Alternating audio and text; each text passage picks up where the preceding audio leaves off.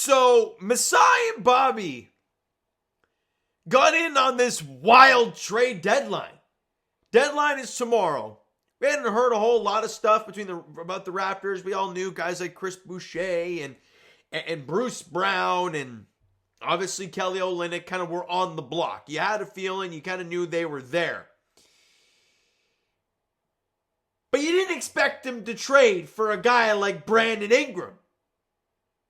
Because yes, you've all seen the title. We all know what's going on. The Raptors have acquired wing Brandon Ingram, 27-year-old Brandon Ingram from the New Orleans Pelicans, in exchange for Bruce Brown, Kelly Olynyk, a first-round pick, which is the Indiana's 2026 first-round pick, and a second-rounder. They haven't said as to what that is as of yet.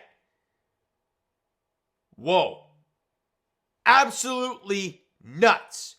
There are so many things to unpack from this. Let's start with what the Raptors got. Let's be honest. That's what we all care about. Brandon Ingram. All right. What is Brandon Ingram, the player? Well, he has averaged 20 a game since he joined the New Orleans Pelicans in 2019-2020. He's averaging 22 a game this year, five assists, 5 boards. His true shooting has been great just about every single year. The one downfall for Brandon Ingram, the only time he has ever played over, 60, let me try to find this, 63 games is his rookie season. So that's something to keep an eye on. He's out right now with an ankle injury, only played 18 games, hasn't played since December 7th. So what I will say is this. For all Raptor fans losing their marbles about, team tank and everything, and you're like, well, you just got Brandon Ingram, we're screwed. We're not tanking anymore. Which I think you could definitely, get an idea of. But this is one day ago. Again, this is the report that Brandon Ingram would not play today versus the Nuggets. Okay? Ingram will miss his 27th straight game Wednesday while dealing with a sprained left ankle, considering the star forward has yet to be cleared for contact and remains without a concrete timetable for a return to game action. Ingram can be viewed as week to week. So it does not sound like he's coming back anytime soon this season. So for people on Team Tank, you might be okay. But then there's a side of things where we're like, okay, whoa. Brandon Ingram has not won squat with the Pelicans. I believe he's won 2 playoff games in 9 years. And all this stuff you want to throw out there. I'm excited because I love the player and I love the game and how smooth the jumper is, all that stuff. But how's it going to fit with guys like Scotty and whatnot? And money-wise, you got to find somebody to go out, right? Is RJ going to be on the team still? It's going to be a weird offseason for the Toronto Raptors because Brandon Ingram needs a contract after next year. And you would not make a deal like this, possibly suffering your draft pick this year, possibly, to acquire a guy who's going to leave next year. Now, people are going to say, well, you did that with Kawhi. Yes, but first off, this ain't Kawhi. He's not close to Kawhi. Second of all, you had a top 2 team in the Eastern Conference without Kawhi. Then you added them. The Raptors are 16-35 right now, and they add Brandon Ingram. Are they better on paper today than they were a couple hours ago? Sure. Is that what Raptor fans truly believe? I don't know. The ideal scenario for me is you re-sign him in the offseason. He doesn't play a diddly squat the rest of this year. He gets healthy in the offseason, gets it with Alex McKechnie, and all things go great. The Raptors tank out this season completely. They get a top 5 draft pick. You add that to the mix as well as Brandon Ingram next year and hopefully some, interior, bench guy in the offseason or something like that, like a Bruce Brown type in the offseason. Then you would have something. But that all rides. There's lots of questions. Does that mean RJ is going to be gone? Because now you have a lot of wings now. Excuse me. So what are you going to do? And is Brandon Ingram going to sign a contract with the Toronto Raptors? We already know it's been tough for the Raptors to sign anybody to contracts in the past. But for the player on the court, it's exciting. It's a good player. But I'm all over the place. I'm going to read Josh Lewenberg because he's been all over it tonight.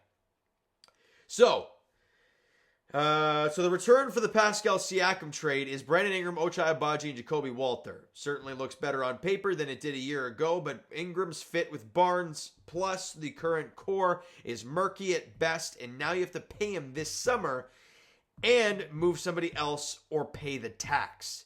So it's an interesting spot to be in for the Raptors. And there's the new starting five, assuming everybody's healthy, of Q, RJ, Brandon Ingram, Scotty Barnes, and Jakob Poeltl.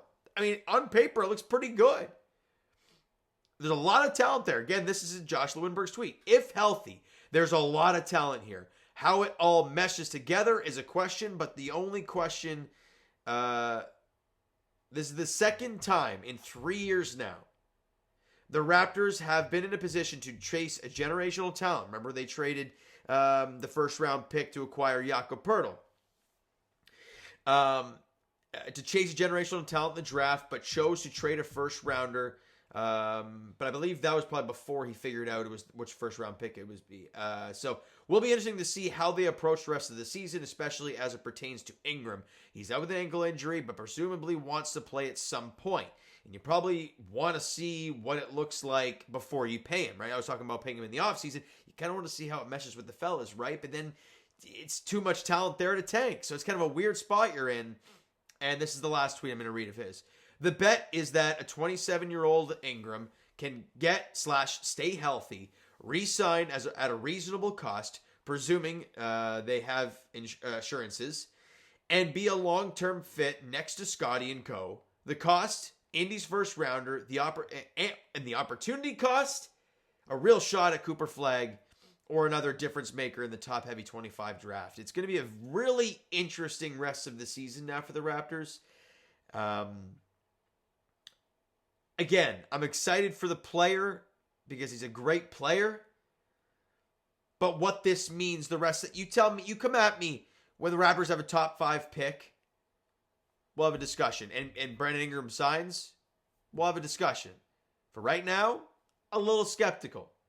But they would not have made this trade if they didn't have a plan in place. So I'm going to just sit back and I'm going to wait and see what happens. But regardless, Brandon Ingram's not playing tomorrow. He's not playing the next game. So you lost Bruce Brown, you lost Kelly Olynyk. I know you still have the starting guys and all that stuff, but you lost those guys.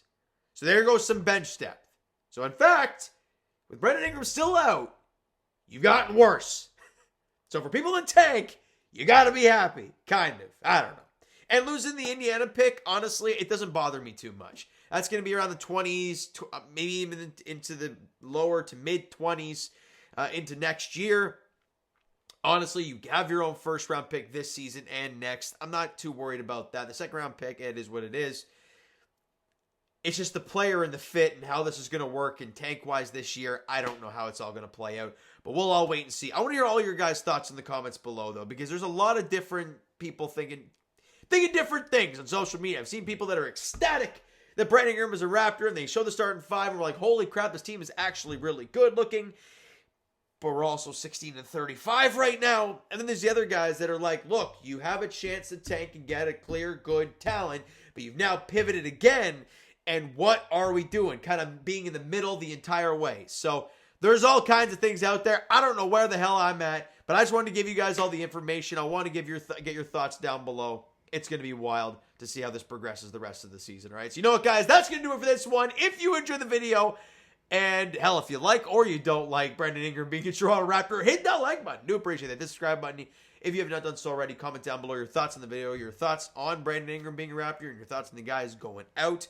Your thoughts on the trade overall. Let me know all your thoughts down below. Twitter, Discord, Instagram, TikTok, all that stuff is down below as well. So follow up there if you haven't done so already. And I will talk to you guys Leafs edition tomorrow, 10 o'clock p.m. I thought I was going to get some sleep tonight. Not happening. Tomorrow, 10 p.m. puck drop. Leafs and Kraken in Seattle. For the Raptors, without Brandon Ingram, they'll be on the court Friday as they are in Oklahoma City against the Thunder. Now no Bruce Brown and Kelly as well. Oh, it might get ugly there on Friday in OKC. We'll see how it goes, though. Thank you so much for listening and watching. I hope you enjoyed the video. And Brandon Ingram being a Toronto Raptor. Crazy stuff. Talk to you guys then.